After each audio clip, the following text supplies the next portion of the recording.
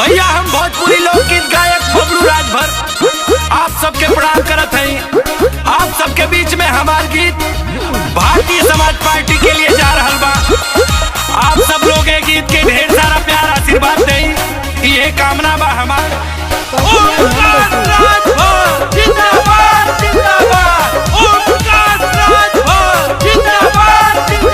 सुनाए बाबू माई अब कसम तू आज लखाई, पूरा प्रदेश में अब की झंडा पियर लहराई। सुनाए बाबू माई अब कसम तू आज लखाई, पूरा प्रदेश में अब की झंडा पियर लहराई हो।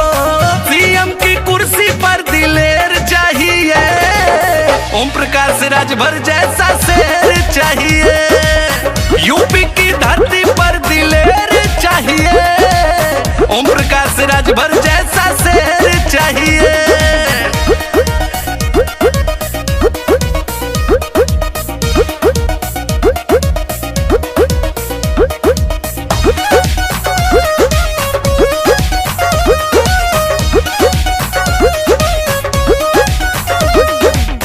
भागीदारी मोर्चा के संगठन बनाई, दलित अति पिछड़ा के लड़ाई, दलित अति पिछड़ा के लड़ाई।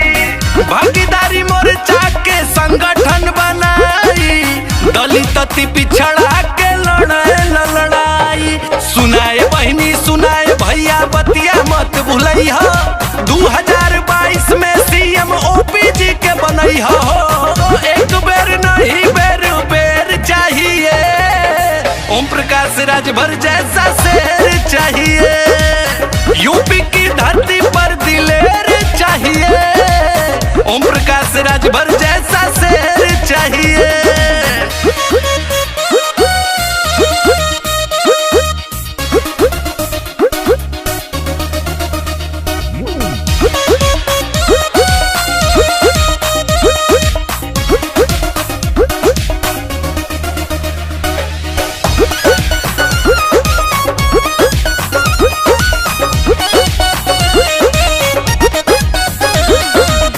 दुखिया गरीबवन के हमें मसीहा, अब की चुनाव वोट बाबूजी के दीहा, अब की चुनाव वोट बाबूजी के दीहा।